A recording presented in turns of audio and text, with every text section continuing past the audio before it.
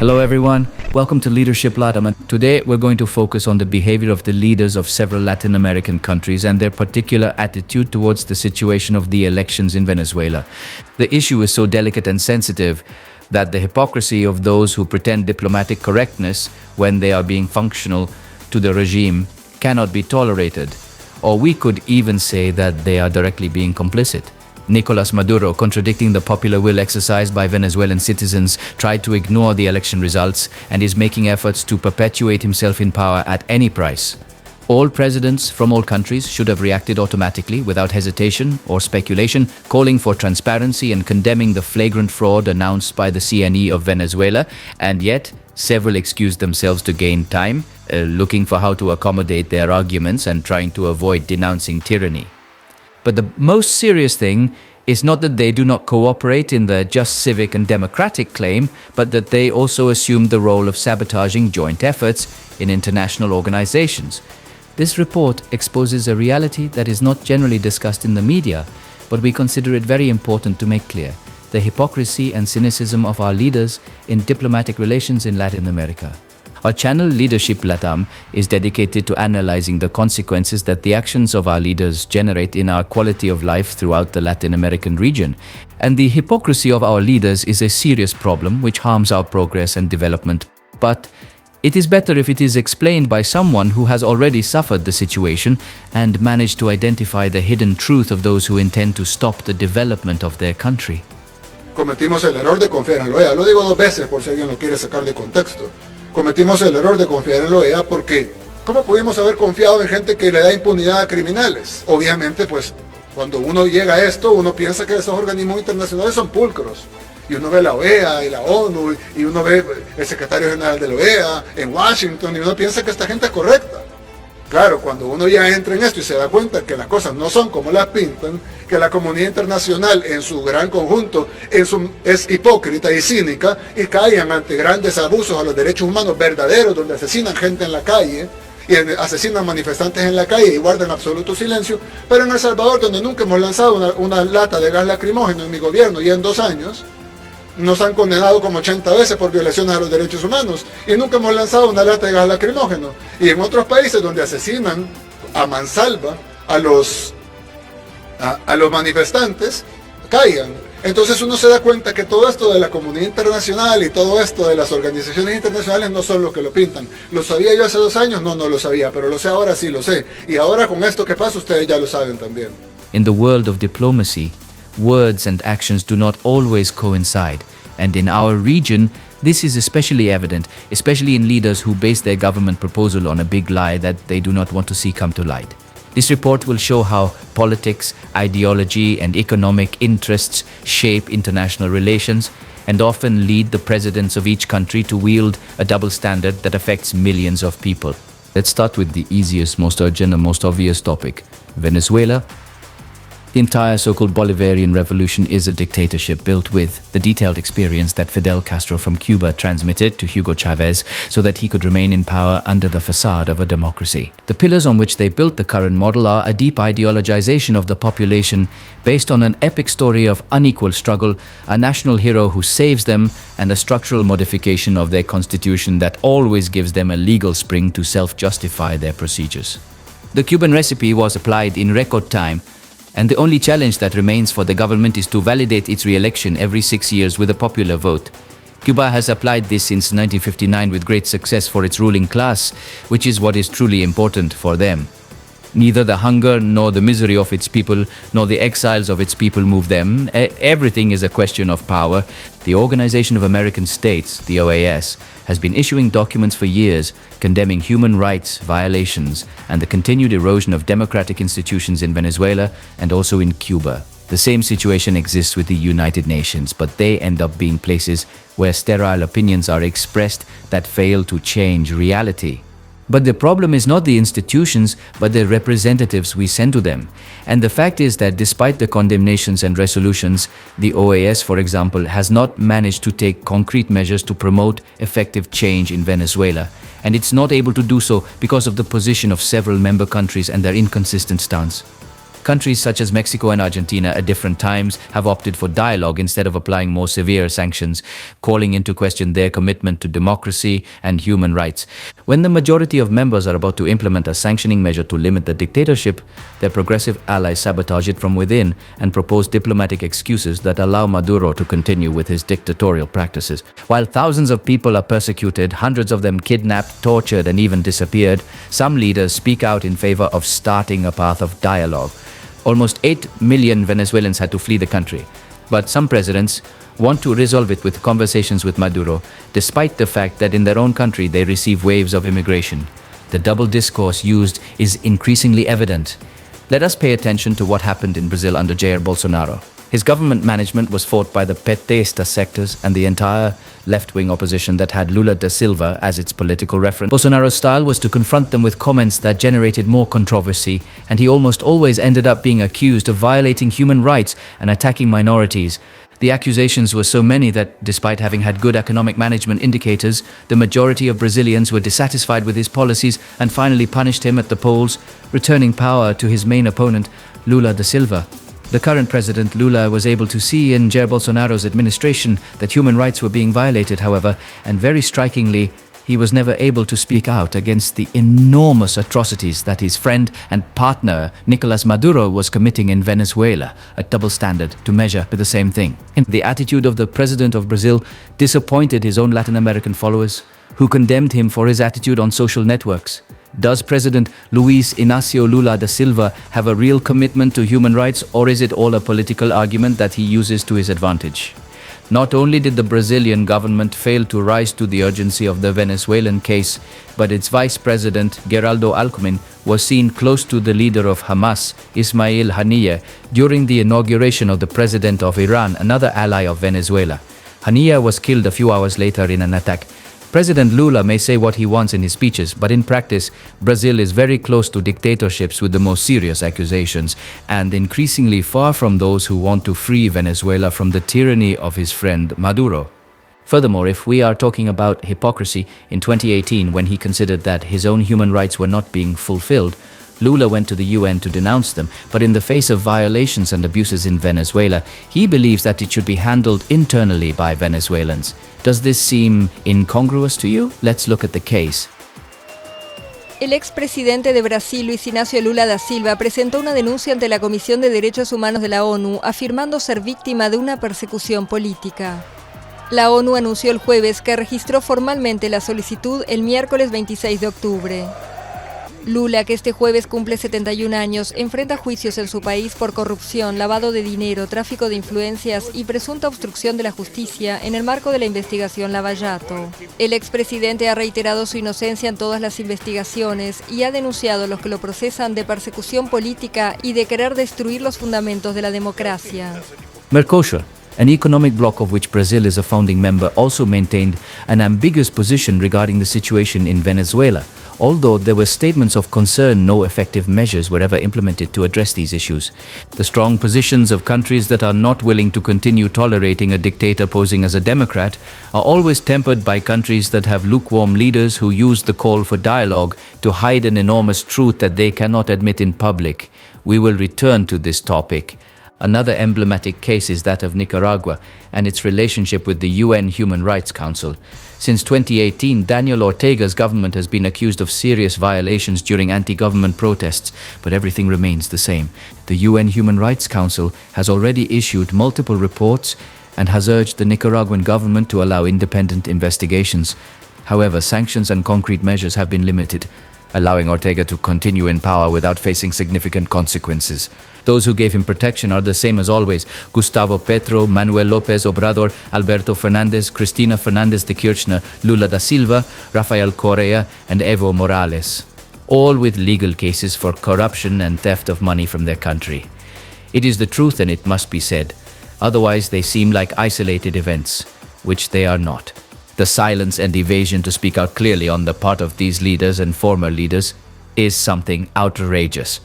The argument of respecting the free determination of peoples and respect for sovereignty ended up becoming the favorite excuses of the leaders who avoid speaking out, because in reality they see themselves compromised because all of them were sent money to finance their electoral campaigns.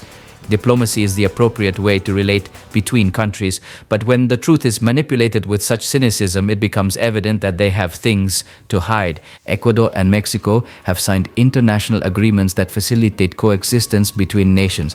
Some of these commitments have the following terms: not to intervene in the internal affairs of other countries, the appropriate use of asylum, and the inviolability of diplomatic headquarters. Mexico has violated the first two and Ecuador the third. Ecuador has been condemned for the assault on the Mexican embassy in Quito because it committed an act of authoritarianism and barbarism, even though it is considered inevitable from an internal point of view. However, Mexico has not been condemned for the violation of the principle of non-intervention and the misuse of the right to asylum. Everyone talked about the assault on the Mexican embassy, but international hypocrisy diverts attention from the excesses of Manuel López Obrador, who has been violating the international norms that he later claims to respect. To cite an example, a year ago, the Inter-American Court of Human Rights sanctioned the Mexican state for the abuse of preventive detention, and López Obrador refuses to comply with the sentence, nor does he allow the Supreme Court to do so. The President of Mexico has 68,000 prisoners without conviction and without a judge's order. The Inter-American Court sanctioned Mexico after discovering that two citizens, Daniel Garcia and Reyes Alpizar, spent 17.5 years in prison without a sentence. The year-long period granted by the court has already ended, and López Obrador refuses to comply with the sentence. Therefore, the issue of human rights is very relative for the progressive AMLO. The Mexican president did not speak out against the fraud in Venezuela, but also sabotaged a possible OAS sanction against Maduro with his absence, arguing that he did not want to interfere in the internal affairs of another country. However, López Obrador himself had no problem violating the Caracas Convention a few months earlier by granting asylum to the former vice president of Ecuador, Jorge Glass, who was sentenced for common crimes in Ecuador, in a clear interference in Ecuador's domestic affairs by protecting someone who sought refuge to evade justice in his country. AMLO's arguments are tailored according to circumstances and conveniences. All these inconsistencies undermine the credibility of international institutions and send a contradictory message about the intended global commitment to human rights and democracy. The manipulation of arguments leads to scandalous situations. A particular case that highlights hypocrisy in diplomatic relations is that of Argentina and the Mothers of Plaza de Mayo.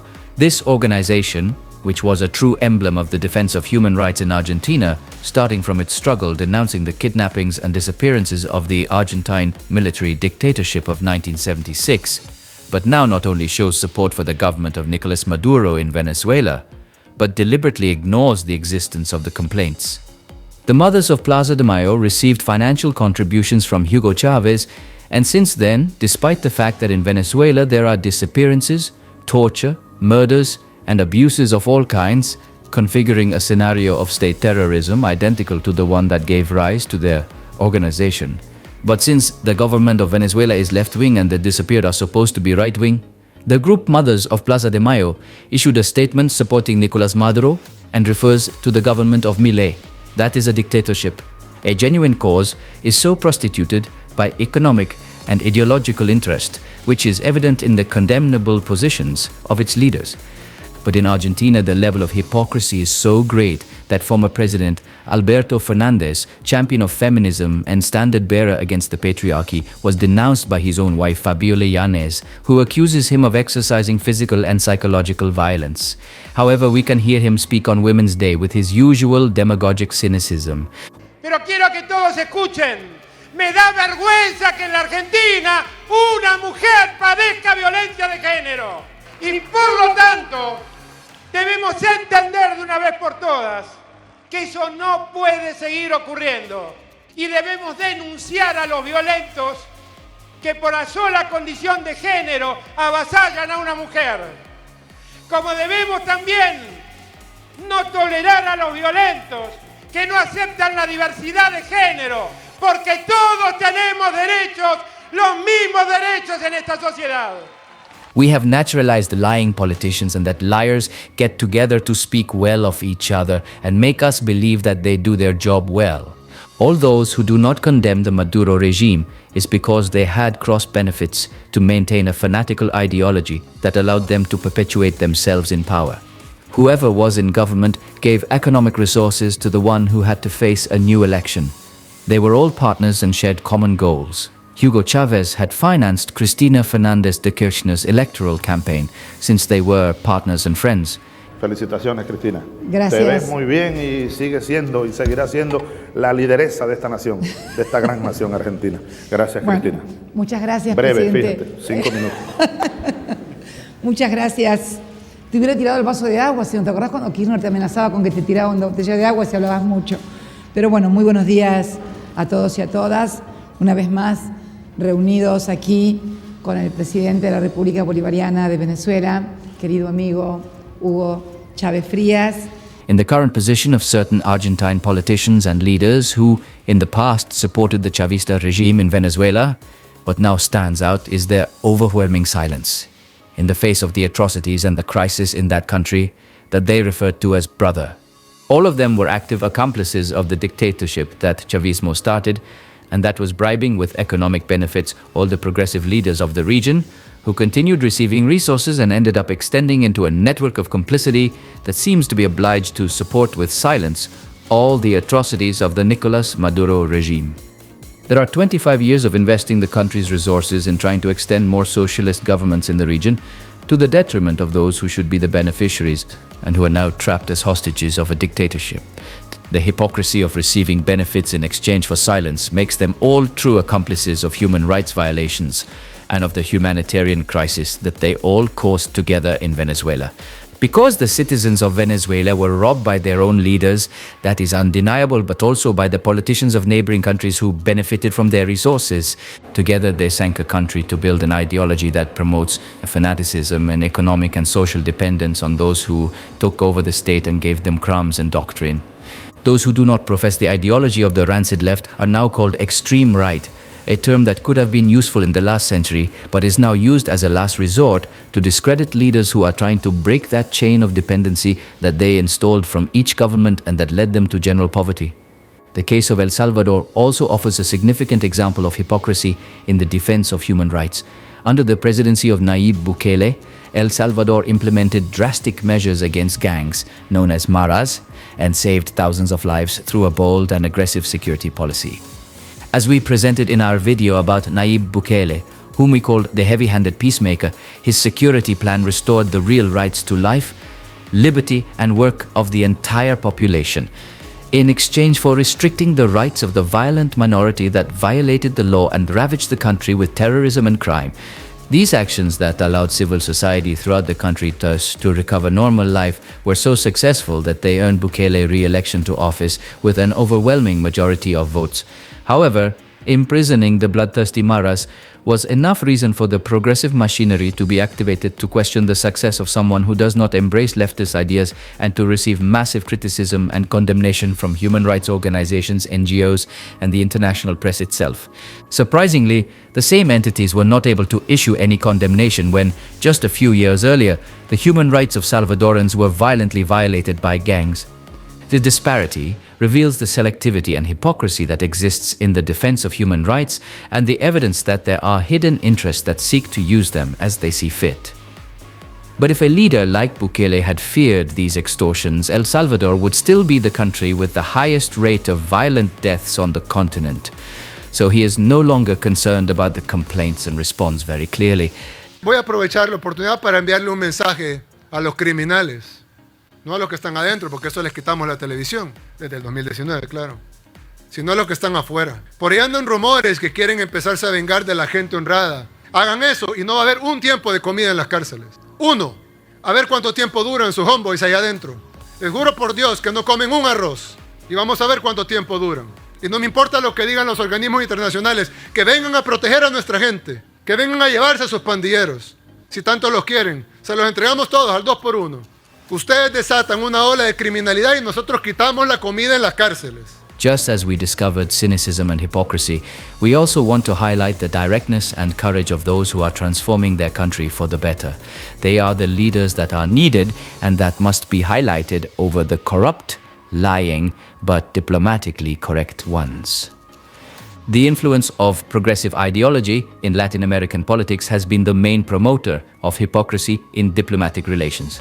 Countries that are part of or integrated into the so-called Puebla Group, the Sao Paulo Forum, and the Community of Latin American and Caribbean States, CELAC, have had a significant impact on how human rights violations and dictatorships are addressed in the region. Members of these groups have been more lenient with left-wing governments such as Nicolas Maduro in Venezuela, Daniel Ortega in Nicaragua, and Diaz-Canel in Cuba. In sharp contrast to the harsh criticism of right-wing governments, this double standard reflects how ideological alliances influence diplomacy and the defense of human rights.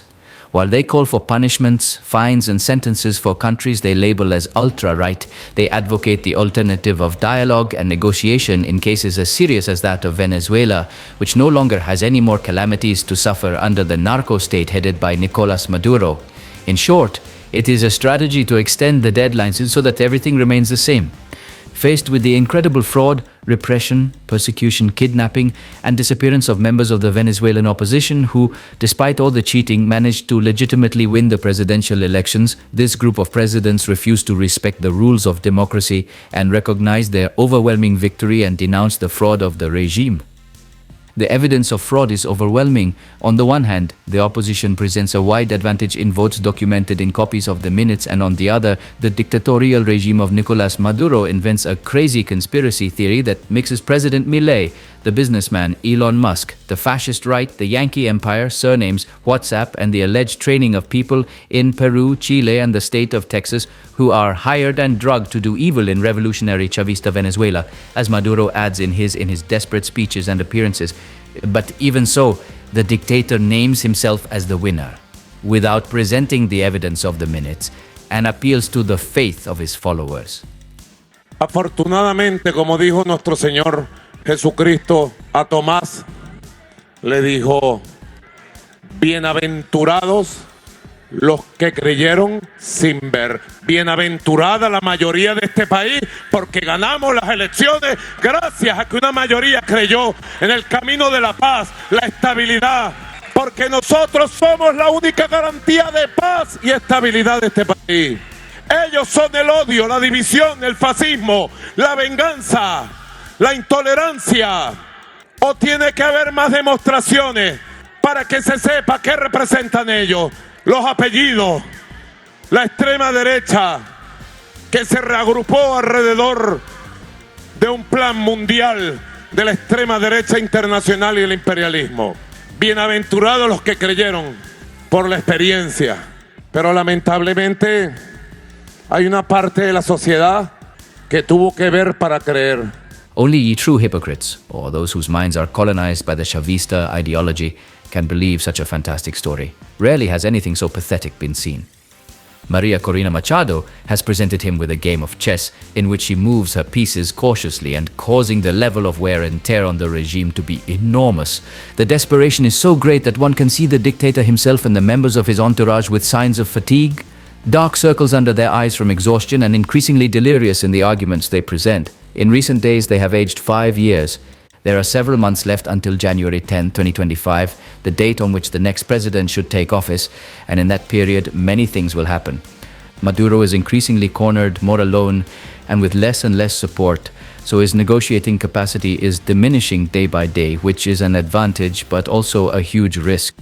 As we said in a previous video, Maduro thinks and acts like a real criminal who has kidnapped the population and is willing to kill hostages, blaming the opposition if they do not give in to his demands. Maria Corina's pressure strategy is very effective and is isolating the government in an increasingly complex situation, but she cannot do it alone. Venezuelans demonstrating peacefully and en masse is the strongest damage that undermines the regime's morale, because they know that the mobilizations represent those who want change, and the regime cannot continue mobilizing more activists and employees because it's evident that they are fewer and fewer. The other powerful weapon is the international reaction that is being generated by the networks, sharing videos like this one and making the entire region aware that the situation in Venezuela has reached a point of no return, and that all Latin Americans are demanding that democratic guidelines be followed, and that the presidents withdraw from government in the best way possible. In all countries, their presidents are being required to take a firm stance in favor of democracy and against the persecution of opponents. The three countries with the greatest governmental ties to Nicolás Maduro are Colombia, Mexico, and Brazil. And from each of them, a strong call to ignore the fraud was expected, and they wanted to evade responsibility with a lukewarm and shameful document. The document generated an avalanche of negative reactions in the political sphere and enormous social discontent in all the other countries that openly condemned the fraud. Furthermore, it does not demand that the Venezuelan government avoid the arbitrary detention of opposition members, nor that it respect the right to peaceful protest, but it does ask the opposition to be cautious and restrained in public demonstrations. The document came across as a real lack of respect for all Venezuelans who are fighting to regain freedom in their country, and many of them with the postponed hope of being able to return from exile. But the worst of the cynicism shown by Petro, Lula, and López Obrador would come from another side. Argentina, Uruguay, and Peru, who were the first on the continent to openly denounce the fraud in the elections, presented a joint resolution project from the Permanent Assembly of the OAS in which they demanded that the Venezuelan government urgently make known all the minutes of the election and submit them to an audit with the participation of independent observation organizations in order to validate the result of the elections in a transparent manner and to put an end to the difference between the figures of the government and the opposition. But the Assembly did not reach the necessary votes to be approved by the Permanent Council of the Organization of American States due to the deliberate abstention of nations such as Brazil, Colombia, and Mexico. The three presidents deliberately boycotted a resolution with no other objective than to protect their partner Nicolás Maduro. The leftist governments represented by Manuel López Obrador of Mexico, Gustavo Petro of Colombia, and Luis Inácio Lula da Silva of Brazil had lukewarm positions, played ambivalent roles, and finally refused to condemn the event. They again tried to bet on a dialogue with Maduro so that, within the corrupt Venezuelan institutions, they can give a solution to the issue. The leaders of countries that call themselves progressive end up turning these international organizations into a kind of union for impunity. The majority of the presidents who adhere to these positions say they are workers, humble and part of the people, but they have legal proceedings and even convictions for corruption and misappropriation of public funds in their own countries. Their populations are generally poor, while they accumulate millionaire fortunes. People are tired of them and no longer believe them. Que nuestros ciudadanos y especialmente nuestros jóvenes no nos creen.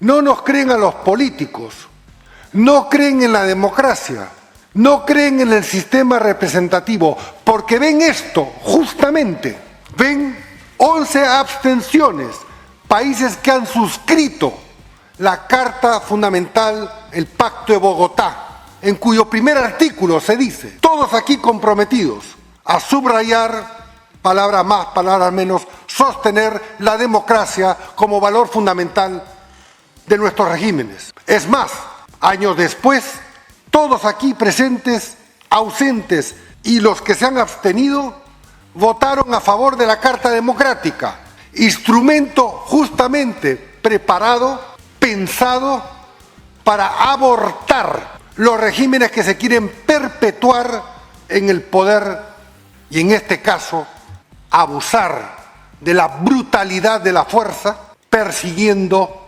encarcelando, matando, amenazando, expulsando y demás. The case of Venezuela today challenges everyone.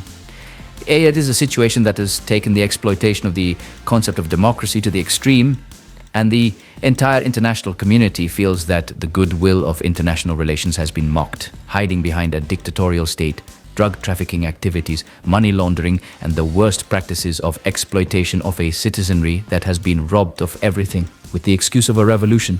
The humanitarian crisis generated has led millions of Venezuelans to emigrate, mainly to neighboring countries such as Colombia, Peru, and Brazil, which endured the demographic impact of a population forced to survive whatever it took. At the international level, the administration of Joe Biden maintained a critical stance towards the Maduro government, but without exerting the level of pressure that the previous president Donald Trump had imposed during his mandate.